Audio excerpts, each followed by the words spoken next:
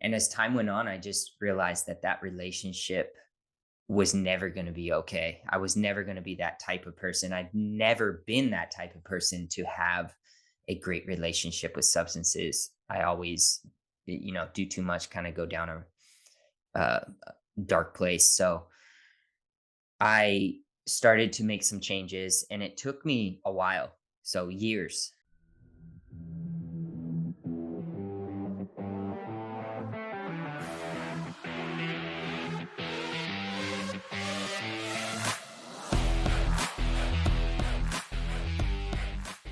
Hi, everyone. Welcome to the Rising Father podcast. I'm Chris Rodack. I am pumped to have the Tired Dad with me. He's got an amazing social media presence, an awesome brand, great merch. He's putting out a motivational, inspirational message for fathers out there. I think his wife also has a brand called The Tired Mom, which is awesome. And he's got a huge social media following, so go follow him. But I've been following him recently and it's been really inspired by what he has going on. So welcome. Thanks for having me, man. It's cool how we kind of connected. You posted a great video with an awesome sound about the 20 years from now, and I really resonated with that. So it was kind of cool how we connected like that. Yeah, you bet. And actually, I wanted to start off with talking to you about a specific post that you had, Mhm. but since you brought that up, we might as well just start there. So we'll just go with the flow. And because that post was about looking back at your life 20 years from now and kind of evaluating how you're living as a father right now. Mhm. So, like, what specifically connected with you with that post? Well, this year I stopped drinking alcohol. So, completely sober. I've always had sort of substance abuse issues through my teenage years, early on, starting when I was 13 years old, with prescription drugs and anything I could get my hands on. And it was when my daughter was born, she's almost 7 now, and 2020 happened and all that. I really started to drink a lot more, probably the most I've drank since my teenage years. And I really was evaluating what type of father I wanted to be and what type of father my kids would look back on and see. And it was always in the back of my mind, or really in the front of my mind, that alcohol was not gonna favor me in that. And I tried to control the relationship as much as possible and lie to myself and hear those voices come in like, no, no, no, you don't have a problem. Hmm. You're fine. You got this under control. And as time went on, I just realized that that relationship was never going to be okay. I was never going to be that type of person. I'd never been that type of person to have a great relationship with substances. I always, do too much, kind of go down a dark place. So I started to make some changes and it took me a while. So years. And then it was this year that I completely said, I'm done. I was on January 2nd of this year and I haven't touched it since or done anything. So that's really what resonated with me is I constantly think about how my kids are going to view me Hmm. later, and also how valuable this time is, where the they are so impressionable right now. And that connection, I think, is really built now for Hmm. later. It's really hard to kind of backpedal later when Hmm. they're in their teenage years or even in adulthood to kind of, okay, now let's have a great connection in a relationship. It's going to be an uphill battle. Not that it's not possible. Yep. It's going to be an uphill battle. So it was just kind of that sense of urgency. Like, let's just trim the fat. Let's clear it all up and let's be the best person and the best human being Hmm. possible, which is in turn going to make me the best parent, father, husband, everything. So that's really what resonated with me Good for in that you. video. That's Yeah. amazing. I know so many guys in our program and just who I talk to and in our community, because our communities are so large, that are going through alcoholism and have this problem and want to stop, and they just can't find the thing that gets them to stop. Like they want it so badly, but then the time comes to get pressured, or there's a certain stimulus that some type of trigger that makes them want to drink. And then they do it, they feel good for a second, and then it's regret and shame immediately afterwards. Like, what Mhm. was it that pushed you over the edge that made you finally say in January, I'm done? Oh, well, I woke up really hungover on January 2nd. That made me well, it basically that moment was, New Year's Eve is also my wife's birthday, and we had a party here, and it was Mm, actually a great time. It was mellow, good. And then January 1st, I was gonna do dry January, and that didn't happen on January 1st. And I woke up really hungover on January 2nd, and I said, "Yeah, I'm done. Like this is proof that you can't manage this. Like it's just like this it's this pull. It's a weird thing, where I know drinking is not gonna really help me.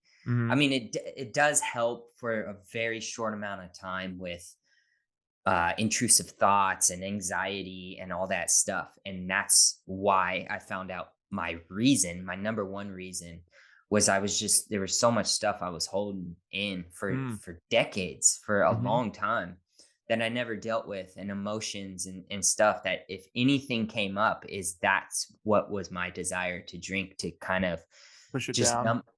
push it down, numb it, not deal with it. So, and that's what has been number 1 thing this year is all that stuff is coming up, and Mm, it's really scary, and I think that's where you get that pull to drink more is when this stuff comes up and you have to face it and mhm. there's nowhere to go to hide. It's kind of overwhelming, and that's where it gets too much for people, but I really just took it head on. Like I said, it wasn't just that day, it was, years, since my Mhm. daughter was born, me trying to manage it. And 2020 just put me right, you Mm. know, I went down. But it was just, it wasn't, I don't want to, the drinking problem, I was a very, it was, no one really knew besides my wife, Okay. So you hang around people and it's such a accepted in society, right? Alcohol crazy accepted, which is kind of weird, which I've been thinking about a lot, how accepted it is and actually promoted. Mhm. So, just hanging out with friends. And of course, we go out and it's, no one really knows how much you're drinking personally. You're just kind of enjoying it. So, no one really knew how much I was drinking. They just knew how I was acting, which was pretty normal. But my intake was getting very high, obviously, tolerance. So, it was it wasn't this me being a fall down drunk blackout every night. It was just not it wasn't making me a better dad. It Mhm. wasn't making me a better human. I was tired in the morning. There was definitely mornings where I didn't spend as much time as I should have with my children and Mhm. stuff like that. So it's just those little things that kind of built up and that guilt and shame that I said, why am I doing this to myself? What is the point of this? Is it helping that much with, bottling up this stuff? Or maybe I Mhm. should boom, reveal, drop the curtain and just deal with it. And it's gonna be scary, it's gonna be work. Obviously, it's Yeah. work. But those first 2, 3 months were really hard. Like it was, you think, okay, you're going sober, you're not hungover in the morning. It's great. It's like it wasn't a great time. It's not like this. I'm sober now, yay! It was kind of miserable Mhm. and scary, and then you kind of get low, and there's nowhere to, nothing to help, boost your mood. Like there's nothing there, which I was so used to for geez, like 25 years almost. I was doing that to myself and developing as a person in my teenage years, just using substances and stuff. So, and now I'm 38 and dealing with that now. as a dad, as a husband, was hard, really Mhm. hard, and I'm going, "This is too much, this is too much," and it was just a constant battle with myself, but every single day that I won those battles, I Yes. went just a little bit further, Mhm. it was like it was just like everything, just getting better at something, but this was internal. This Mhm. wasn't just as easy as working out. Just work out, just do the physical stuff, that's easy, and it was more than just discipline too. There was discipline aspect, but this was an internal reflection I had to Yep. really evaluate. And that kind of work I have never done in my life, really, to this extent. So now, being like 9 months now, it's been Mhm. pretty much, I know so much about myself that I didn't know, that I didn't realize. I realized things about life and just so much. And it's made me stronger emotionally, mentally, obviously. So that was different. I was used to just like I can eat good for 3 months. I can do this diet for 3 months. I can work out. I have this discipline. This was different than just discipline. This was really work, Well, you you're know? digging into yourself into something that is holding you back in every area of your life. And we've all got something different. For you is alcohol. For other guy, it might be food, might be porn for Mhm. some guy, it might be drugs for another guy. It could be just severe childhood trauma. And what I've experienced for myself and guys that I work with are, say you want to get in shape. It's that's a great goal to have, and you want to lose 50 pounds and you want to get ripped and you want to get confident. That's fine. It can happen eventually, but it can happen faster and it can happen easier if you go to the root cause of why you are the way you are. It has Mm. nothing to do with your bicep curl form. It has to do with you not loving yourself. It has to do with you not thinking that you deserve to be someone who deserves to be taken care of. And Mhm. a lot of guys who do have alcohol problems that I've talked to, or any other type of problem, it feels like you're holding a beach ball down, like these internal issues that you've been trying to submerge underwater in the back of your head forever. You just hold it down forever. And it takes all your focus and energy to hold it down. You think you're doing yourself a favor by putting it down beneath the surface, but actually by avoiding it constantly, you're just making a big target around it. And all Mhm. of your energy and focus is going towards keeping that thing away. And as soon as you reveal it, and as soon as you let it out into the world, um, it's magical. You feel like you're free. You feel like Mhm. you've got this 100-pound backpack that just falls off you. Yeah. So good for you for identifying that and doing that hard work to be Mhm. able to dig into yourself.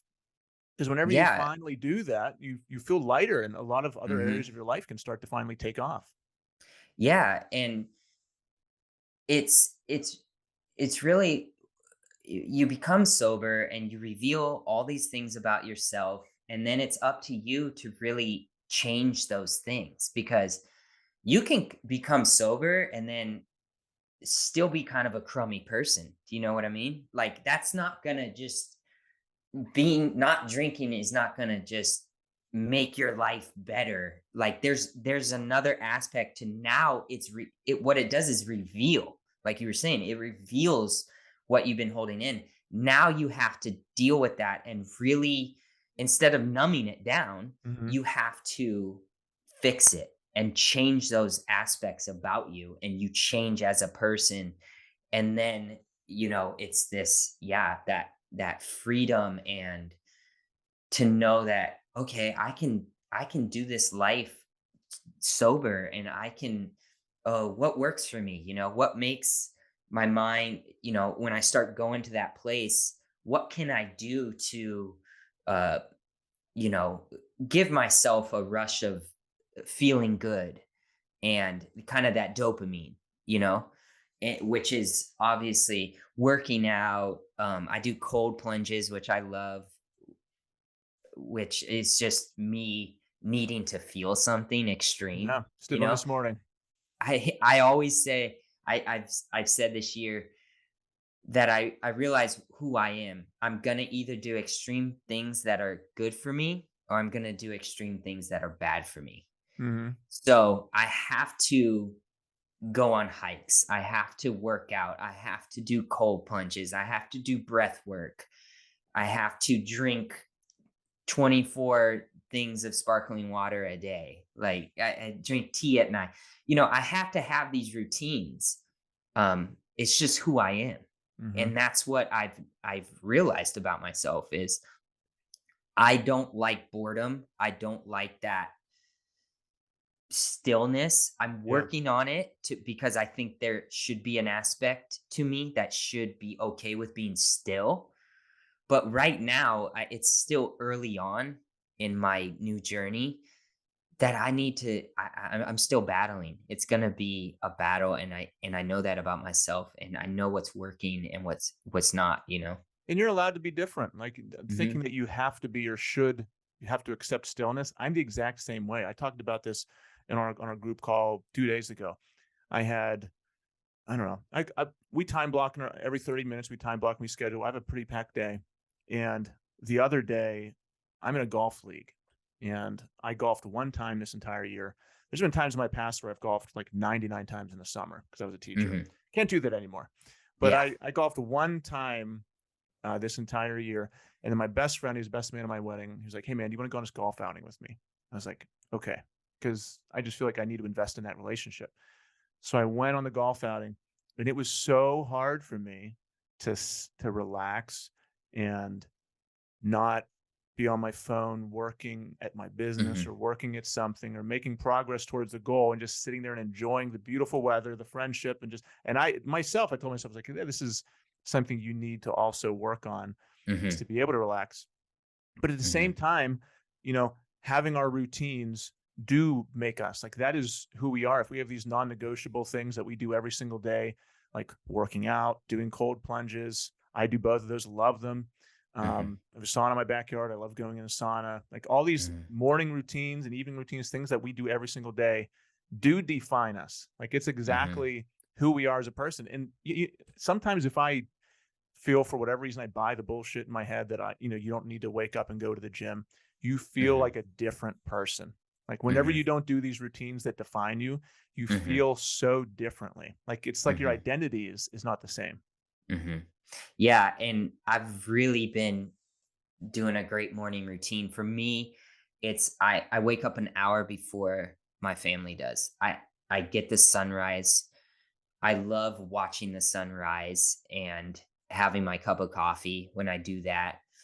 I drink water right when I wake up, get my coffee, look at the sunrise, or sometimes it's not up yet, Mm-hmm. and I'll do this 10-minute breath work, this morning breath work. It's kind of like Wim Hof, but a little different. I just look at YouTube Yep. and find people do these morning breath work, and that just that breath work just makes me feel real good. It wakes me up and makes me feel real positive for the day. And then I read something for about 10 minutes. And then I just kind of reflect on what I want to do today, what type of person I want to be, what type of dad I want to be, something in work that I want to get done, something that's bothering me. Why is it bothering me? And kind of just do that morning reflection. And it is amazing when my family wakes up and my kids wake up, the type of mood I'm in. Mm-hmm. So, of course, I'm addicted to that now. And if I don't do it, I'm not the same person. So now I have to do it. So when that alarm goes off and I don't want to wake up, I go, what type of day do you like? What type of day you're going to have if you hit snooze and sleep Yep. for another hour. It's going to be you're going to be a little more impatient with your children because you're just waking up and all this stuff. So it is such a necessity, and it's 7 days a week. I'm not just like, "Oh, I'll sleep in on the weekends." I need to do that every day because it's amazing how I feel, and it's gonna help me deal with those things that come up in life, those bad moments, or you get an email, or this bill comes in, or just some problems, in life. How will you respond to that? Is it going to be too stressful to deal with, or are you going to be able to go, this isn't that big of a deal? I doing that morning gratitude and all that is just It's just different.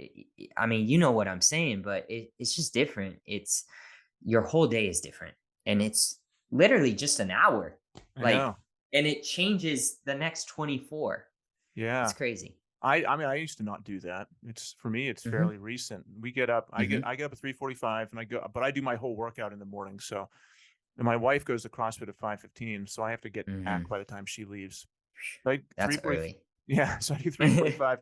I work out. I'm back by 5:15, and then I do other parts of my routine. Like I have a cold plunge in my backyard. Mhm, Not as nice as yours. I think you've got a nice one. I just have a metal tub. So I do that, and then I've got a little hot tub next to that. I kind of sit in there and I do my some gratitude stuff. And I go back and forth. mhm. Then I'll same thing. I do some meditation, but I'll go on YouTube, find a little 5-10 minute meditation, and then we Yeah. have a journaling prompt. But you feel so, like you're saying, you feel so good after you do that. You feel so Yeah. bad when you don't do it, and it Mhm. is amazing. I think I posted in my stories this morning. It's crazy how the universe works. And we're talking about this because this morning I posted the moon was out, the stars were out, and I was just sitting in my cold plunge. I just took a video of it. I said the morning is magic. Like, Mhm. you're sitting, the family's asleep. I'm here in a cold plunge. Already did my workout, just preparing for the day. And then, like you said, it was when they wake up, you're in such a good mood. You have so much energy. I didn't always do that. I didn't always like, No. I used to wake up 30 minutes before I had to go to work, disheveled, pissed off about something, upset I had to go to work, and like just throwing stuff together. Oh, man. And you don't have to Mm, wake up as early as I do or anyone does. Like, do mhm, something that works for you, mhm. that builds you into the person that you want to become.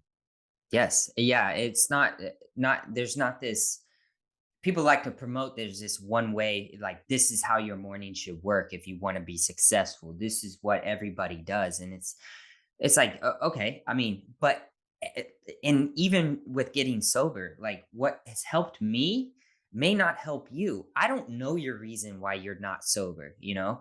Everybody has a different story. Everybody has different issues. So you just need to find out what works for you. Now, do I suggest cold plunging and all that? Sure. But I started out with doing cold plunging at night Yeah. when I got sober because I needed something to get my mind off of happy hour or that Mm, time that I used to drink, mhm. which would be at nighttime. So I replaced it. So that worked for me. And I know some people say it's, better to do in the morning. I didn't care. I was like, this is working for me. I don't like, I am sleeping better. So I don't see Yeah. it affecting my sleep negatively. It worked for me. And speaking of the stars and the moon thing, I would I didn't always have that cold plunge. I work with a brand called Culture, which is these hockey kids up in Canada. It's an awesome company where they have the cooler and everything, and it's also portable, so that's awesome. But I started with a couch off in my backyard in December of last year. I started doing it, and I would just fill it up with water. And I'm in Nashville, Tennessee, so it gets cold in the winter and just let the weather do its thing. And it was so cool because some nights it would be 48 degrees and some nights it'd be 40 degrees, the water, because it's all weather Yeah. dependent. Some nights would be windy, which is awful. Yeah. And some nights would be super calm. And I remember being out there one night in the in just this brisk air. It was probably 28 degrees out. The water's 42. And just that brisk sky and the stars. And I'm looking up and I see a satellite like just Yeah. going and the stars and just the universe and just Mhm. not to be like super hippie or whatever, but I was just so grateful to be where I was in that moment. And I was sober and I'm like doing this crazy thing that I never thought I could do, neck deep in 42-degree water in Yep. 28 degrees. And I'm going, I'm doing it. I'm actually doing it. And I'm realizing all this stuff around me that I never realized before. And it was a very awesome, peaceful moment to where I said, I have to this is what I want in my life. I want this moment, and it was just 2 minutes, but it was, It's it was magic, kind of a life-changing moment for It me. is because I mean, you were so tempted to think that the vice and the comfort is what's going to make us feel good. Like you eat Mhm. this candy bar, that's what's going to make you Mhm. feel good. Like living it up is partying, sleeping in, binging on food and alcohol. And that's what's going to make you feel good. No, it's waking up early in the morning in the moonlight, putting yourself in ice water, improving to yourself that you can do something you've never thought was possible.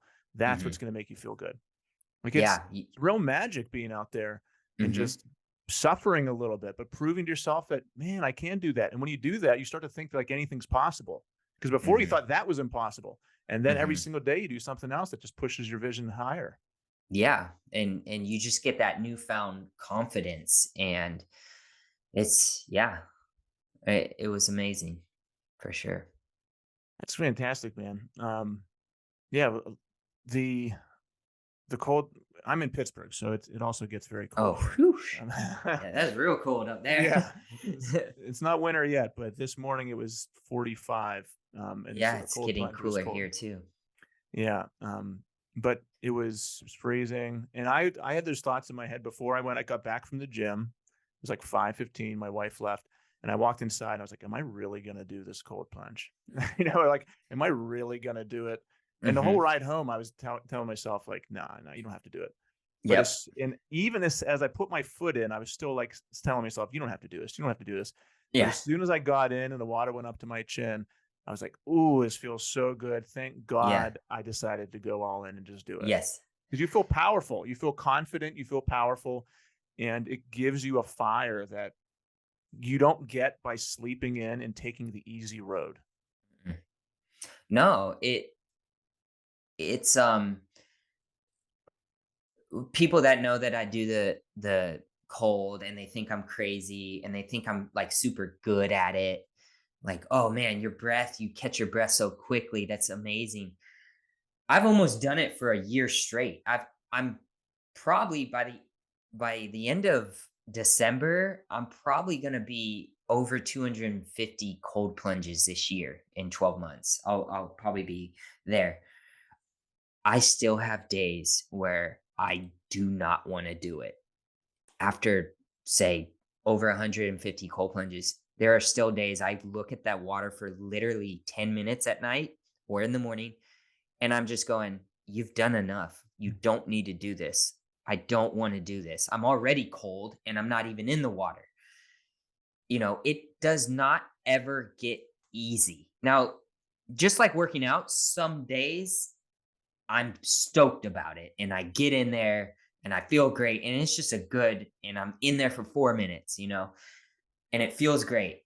Just like some workouts are like that. But there are definitely more workouts and more cold plunges that I don't want to do. And I feel that is where the magic is when you don't want to do it. Yes. And I'm sitting there looking at this water, or I step outside in my trunks when it's 20 degrees outside, and I'm going, and it's windy. I'm going, John, what are you doing? This isn't good. Like your body's telling you, this isn't good for you. Don't do it. And then you do it and you come inside and I'm like, I I did it. I that was that's where the real progress is, Like working out, it's the workouts that you don't want to do are the ones that really you feel the best after. It's not the workouts where I mean, it feels great to want to work out and you just killed your workout and that's a great, but those are far and few between. Mhm. The cold plunging and people are like, "Oh, you love the cold." I'm like, "No, I don't. I hate it as much as this first day that I did a cold plunge. I hate the cold, but I love how I feel after." Yes, and it's hard for people to it was hard for me to understand that, and it's hard for other people to understand that as well. I remember whenever I first told myself I was gonna start waking up early and going to the gym, and I went from waking up at like 6:15 to 3:45. I thought before the week before I was thinking about it, pumping myself up to do it, and I was like, this is impossible. How do people do this? And then after I did it the first time and I was at the gym at like 4:15, it's like, oh my God, you're actually here. You can do it. And Mhm. now it's routine to go, but yeah, I still most days would rather be sleeping than doing it.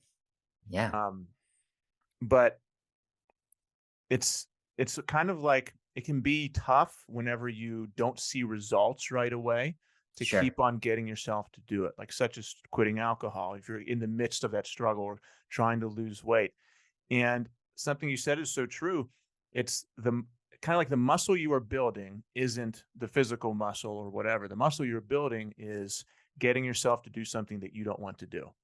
Yeah. And if you can do that consecutively for a lot of times and can make that muscle your strongest muscle, then man, what's impossible to you?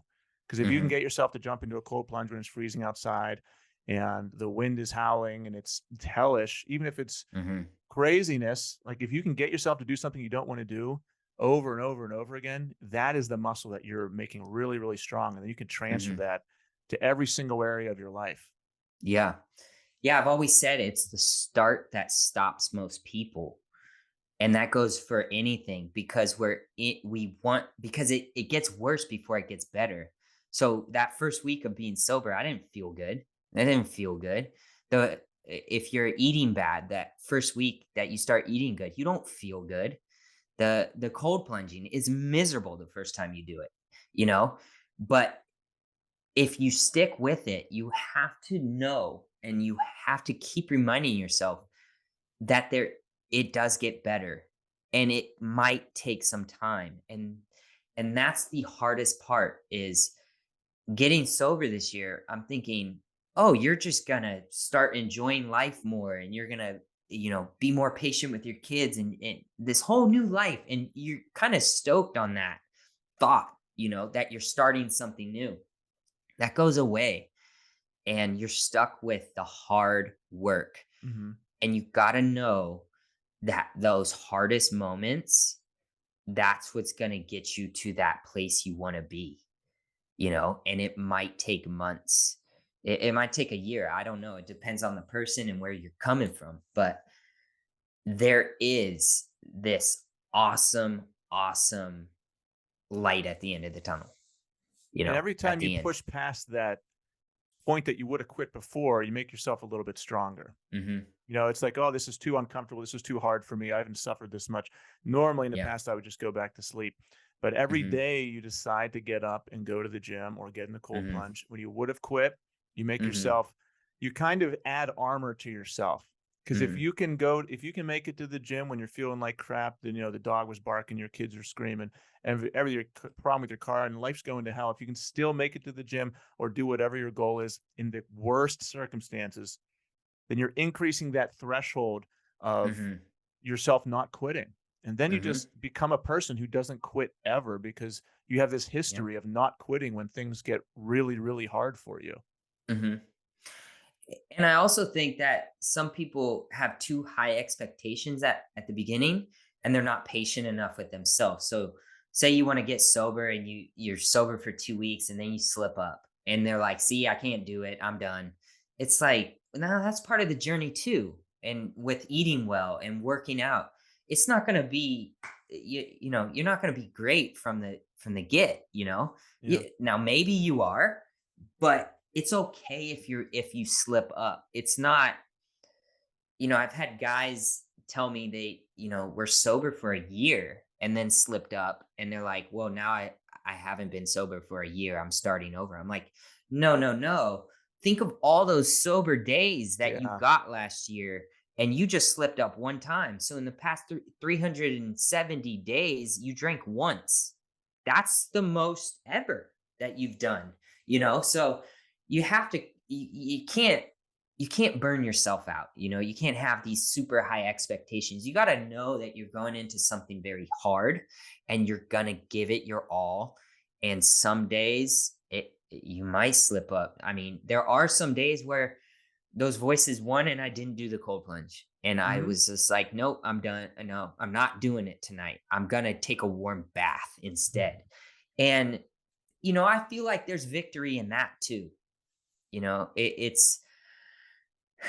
It's definitely, it can be a balance because you don't want to overshoot it and be too hard on yourself, and then that will stress you out and that will make you go down another path. So there is that, and this is all stuff I've figured out, and you just got to be honest with yourself. You really have to be completely honest. Why don't I want to do this? Is it because of this or this?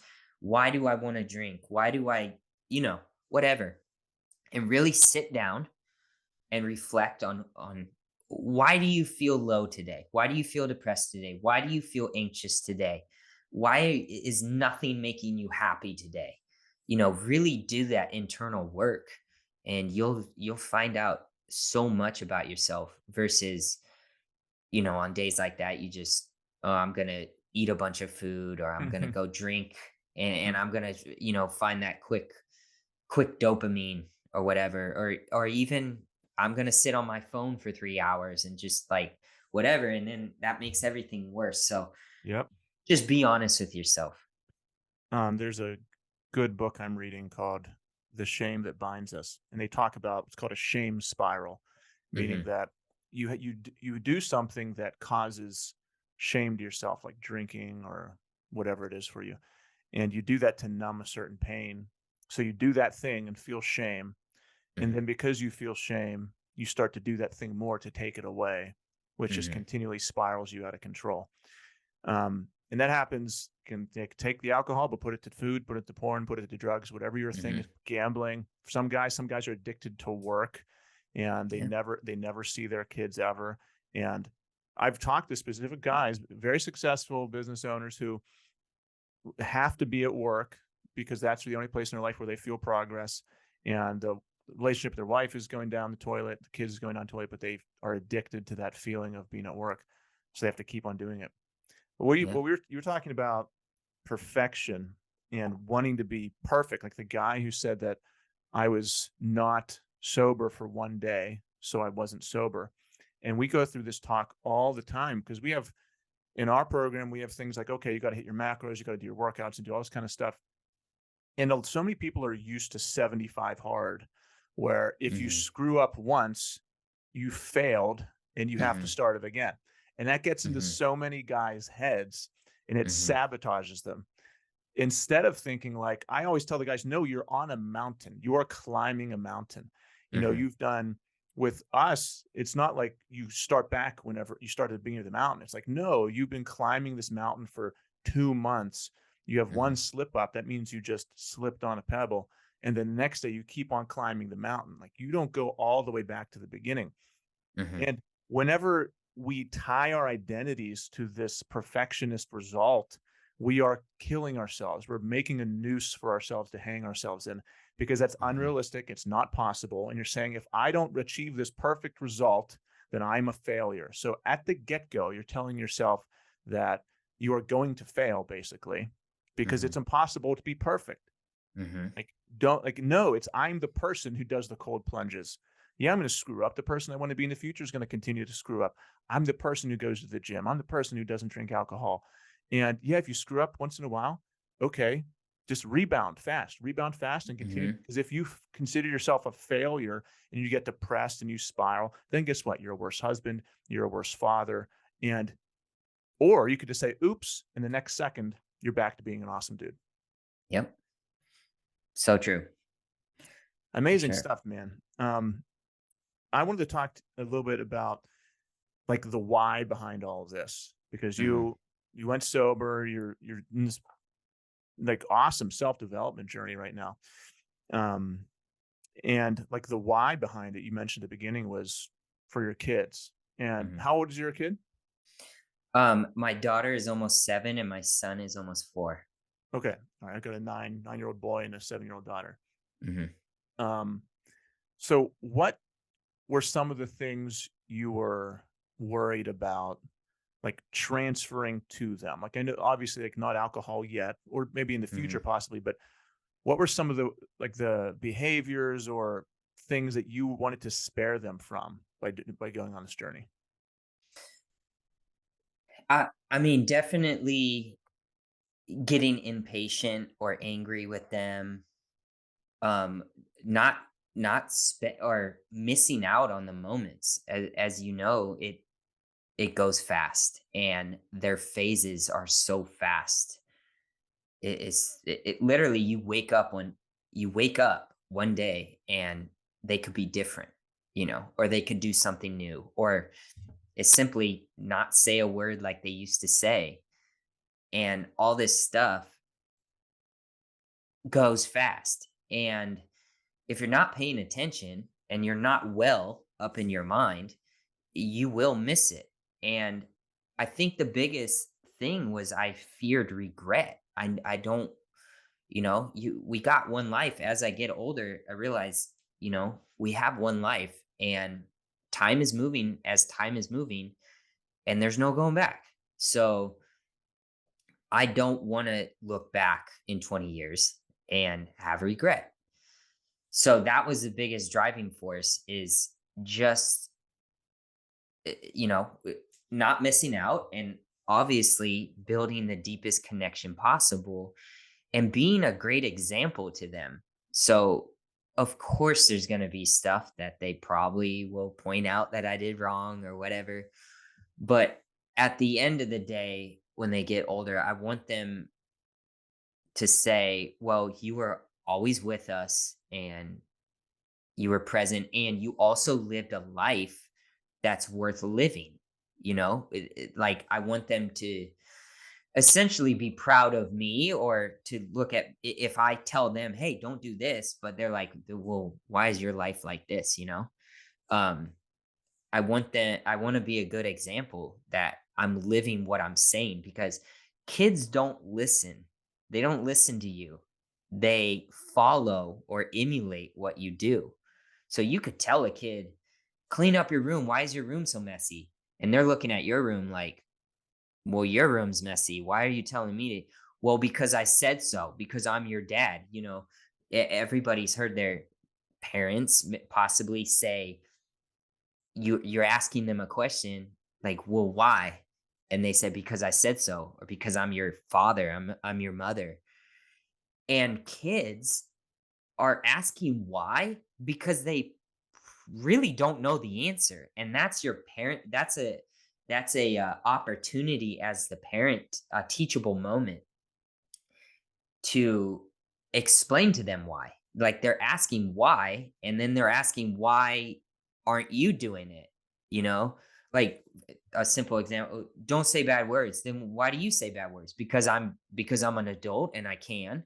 Well, that to a kid, that doesn't make any sense. And you take any example like that. It's you have to show them, and you have to show them why.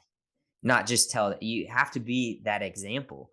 So parenting is hard. Parenting is very hard for everyone, and mostly for good parents, right? And if, you know, in order to be the best parent possible, you it's a lot of work. And I knew what I needed to do in my life, and how I needed to just be top level to get through this life and be the best parent possible. It's just, you can't half-ass it, because it will show. It's Yeah. wild how much our kids reflect what we say and what we do. Mhm. And, like, even not even just those things, but your emotion and your tone of Mhm. voice and your facial expressions. I Mhm. remember the first time my son mimicked a phrase that I said. I think he Mhm. was really, really young, probably 2 or 3, but he said something sarcastically that I Mhm. said in the past. But I didn't say it for like 2 weeks before that. And I was so taken off guard that he not even said the words, but he said it with like the emotion and tone that I said. And he listened to me say it, but it just like bounced around his subconscious for a couple weeks. And then he said it at the right time to my wife, Mhm. to his mom. I was like, oh my God, I need to never say that again. Mhm. And just really, really monitor every single Mhm. thing I'm doing. And that comes back to like, what kind of person do I want to become? Because a lot of times you say, oh, they're going to say what you say, but yeah, but they're also going to mimic your energy. Like, Mhm. do you come into the room with joy, Mhm. with energy, with passion, with light, or are you Mhm. depressed? Or are you, Mhm. are you sad or whatever it is? And Mhm. these morning routines, how you're building yourself up and how we can take care of ourselves, that just gives you energy. It gives you passion. Mhm. It gives you joy. And this, dads, if you are in a good mood on a car drive, going on vacation, taking your kids anywhere in a car, or just even when you come home, your whole family is in a good mood. Like, Mhm. you control the dynamic of the Mhm. entire room. Yeah. And it's not just what we say and do, it's also like your how you actually feel as a person. Yeah. Absolutely. And I love talking to parents with older children and figuring out what they did right or wrong. And I had some great parenting advice. I don't like to give parenting advice or complex answers. I like simple answers, simple things that we can do. And I feel like like we were saying before, sometimes we can go for this perfection and like you'll never be impatient with your kids. That's not reality. You got to give yourself some grace when it comes to parenting. But a parent of some older children who turned out amazing and they have such a great relationship, I asked like, what's some advice you can give me? And the one thing, and I loved it because it was so simple and meant so much. They said, the second every time my kids entered a room, I would give them a huge smile. And I feel like that made a big difference just doing that. Mhm. And I love that because it's just such a simple thing, but it's also something that we could easily not do, right? Yeah. But if we tell ourselves, I'm going to smile, like when I pick my daughter up from school, I'm going to just arms out, smile big. And no matter what kind of day she had, at least she knows that that's constant, that her dad is going to be smiling with his arms wide open. Every time she comes home, every time she wakes up in the morning, like I tell myself, and it's something so simple, but I feel over time, you do that. Think of how many times that's going to Yep. add up to thousands of times by the time they Mhm. get 18 that I feel like that goes into their brain and they match that energy. And that's a such a simple thing, but it could be a game changer. Yeah, we can replicate that in 100 different things we do throughout the day. Because you do that, Mhm. every time you see your kid on a summer day, it might be 50 different times and you're just smiling. And Mhm. every single time they think of you, they're going to think of this smiling, warm person instead Mhm. of a cold, shut down, frustrated person.